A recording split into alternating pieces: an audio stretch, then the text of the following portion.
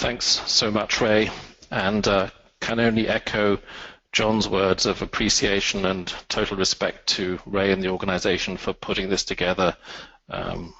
Amazing, awesome. My name's Edward. I'm from Happy Thinking People. We're a qualitative consultancy. I'm sitting here in Berlin in the rain. I'm here with my colleague, Aastha. Hi, everybody. This is Aastha here, joining you from Mumbai. So we'll do our best to sync the presentation. We've got a fascinating study we've conducted over the past 12 weeks, social research, and it's about hip-hop and understanding subcultures in Mumbai. Now, if you're wondering why this should be relevant, one, it's because rapping seems to be playing a very important part in the democratization process of the world's largest democracy. But perhaps more interestingly, methodologically, it really struck us as a type of project where just sitting, doing qualitative research in group discussions or in-depth interviews just wasn't working. And we had to get out and almost put our anthropologist hat on. And finally, because it was very infectious, we almost became part of the rapping scene ourselves, or rather, Aastha did, as we'll show. So, just as the context, many people will have just a very business magazine perspective of what's going on in India, which is very positive right now. World Bank says it's doing pretty well. GDP is up. What's less highlighted is that actually it's mobility in both directions. It's not just people coming out of poverty. There are an awful lot of people from middle class going down. There's a lot of social change. It's huge, in fact. A lot going on in marketing, and our question is what's going on culturally, what's going on the street, and our brands, our marketers, our imagery in touch. If they want to be, as John was saying, famous, and the feelings need to be right, what do you need to understand? And we prompted to investigate this by chance when we stumbled across a new style hip-hop venue in Mumbai, which is called, interestingly, The Hive, as in the beehive. And Aastha's going to tell us about it, how she stumbled upon it, and the story. Over to you, Aastha. Yeah. So talking about The Hive, it is a music club and it's an entertainment venue. What is unique is that it is class agnostic, where anybody and everybody is welcome. I stumbled upon The Hive on my way back from work, actually, and curious as I am, I went in to check out a hip-hop knockout session taking place there. What I observed there was much greater than the music itself. What was interesting to me was that there was a movement that enabled rich interactions amongst young people coming from all walks of life. To me, it was a very unique and rapid change in the cultural and social dynamics in India. I discussed this in great detail with Happy Thinking People, and we went about exploring this chaos collective further, parts of which we will be sharing with you in this presentation. On to Edward for the... Yes, whoops, gone one too fast, go back. We wanted to understand what's going on. India is still a very class structured and a lot of class barriers still. So how come that middle class kids say they want to be a rapper? Not many Indian middle class parents would say, yeah, that's a great thing to do. What's going on? How do poorer kids that don't actually have a smartphone, how do they get to become a rapper? How does the dream start? We call about a journey. Linearity is something which we embrace in the West. In India, as I discovered myself, it's actually not that useful all the time. What the heck is Indian hip-hop? Is it about violence, about gangsters, about sexism, anti-gay? Doesn't fit together. What's happened to hip-hop in India? And how aspirations are emerging? Any new narratives that advertising agencies or packaging agencies need to understand? So looking at the implications for mainstream marketing and asking the question, are we still in touch? Back to Aastha to say how we did the research. So when faced with a challenge, we knew we had to go beyond classical research and adopt a multimodal approach, which is shown on this chart in front of you. It was more complex than we had originally anticipated, which made it even more exciting for us, to be honest. You may call it immersion, but I just had fun attending gigs, hanging out with these young rappers, and being a part of the scene for a while. We also spoke to experts who have seen the underground hip-hop scene evolve over time. So in the next slides, what we're going to do is we're going to share with you our top-line findings prior to discussing implications for marketing and research.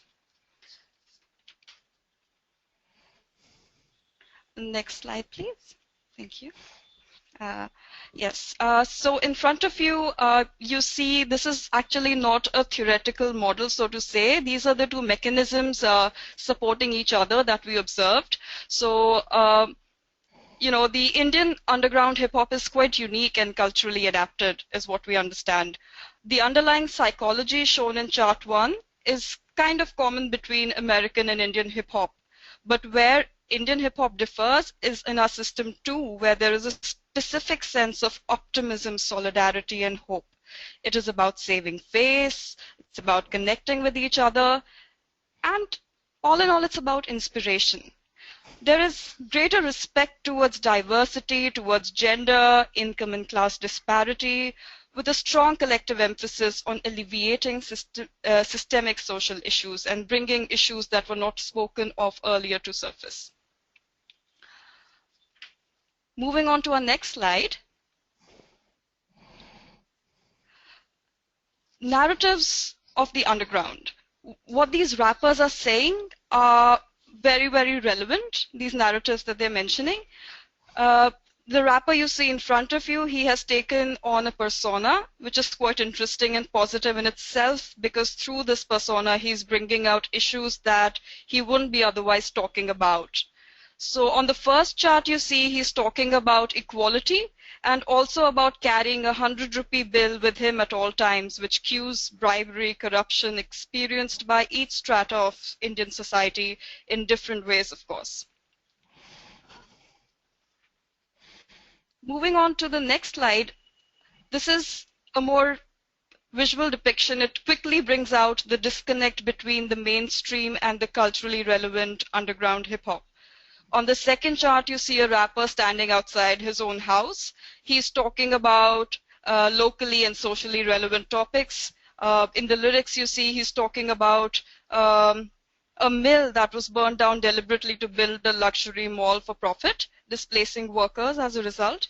And on the first chart, you see more cliche content, bringing out the mainstream superficiality. So if you compare the two, it's clear that there is a disconnect between the mainstream and the reality of India, and which we move to the next slide.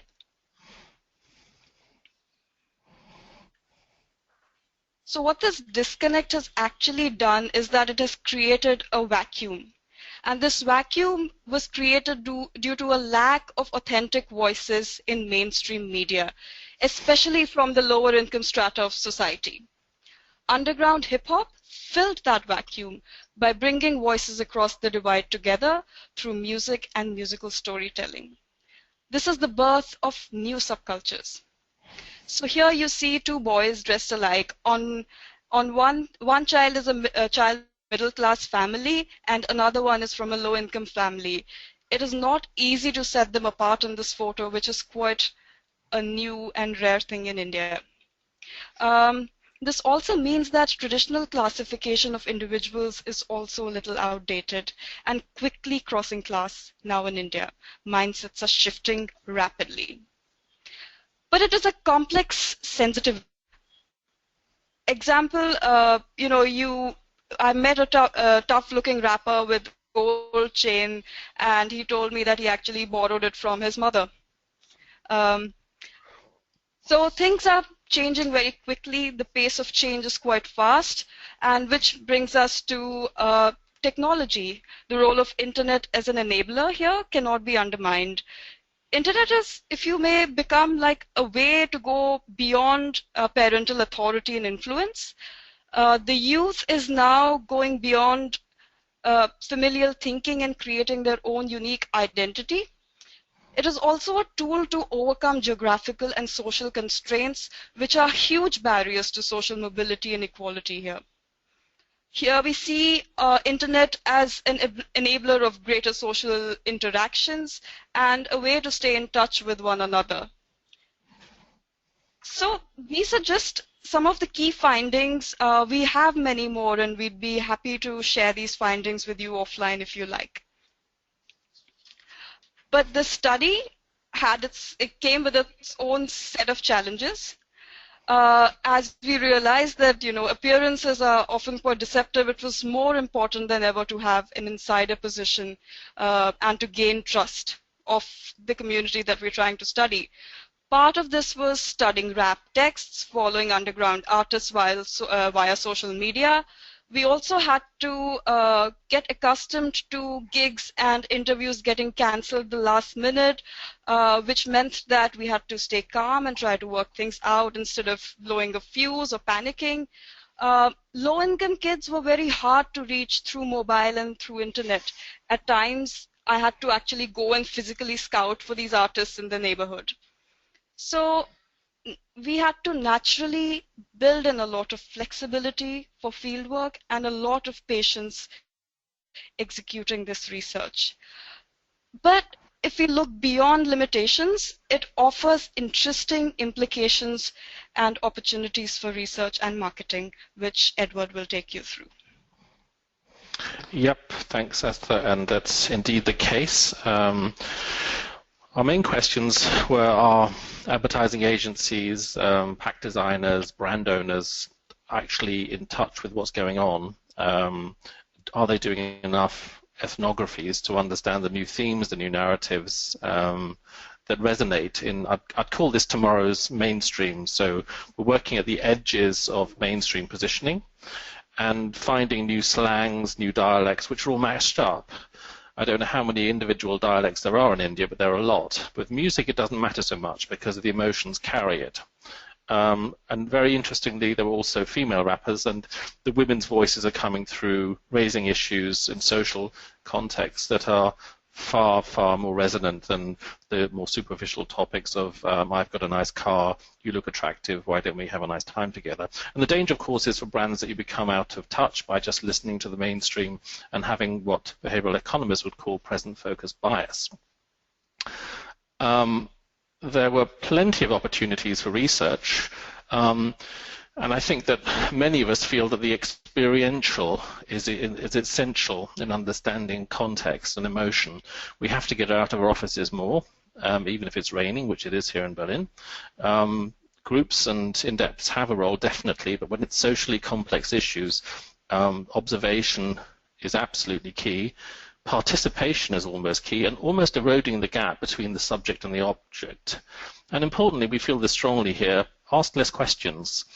We often ask loads and loads of questions which people simply can't answer honestly, but they give us an answer anyway. We need to try to understand more and then ask less. And then I'll pass back to Aastha for the rest of that slide. Aastha? Yeah. As a researcher, I think following this kind of structure is quite an enriching experience for the researcher itself, because it allows you to break out of your own biases that you form over time and that don't come to mind very easily. So this also brings us to the fact that what we classically understood about people and the fact that people from different, there's a class divide and there's no interaction happening. By studying subcultures, you realize that you can't divide people on income alone, that they are merging mindsets that can bring people together, especially while conducting research in India. Social media, internet, the role of social media and internet cannot be undermined here.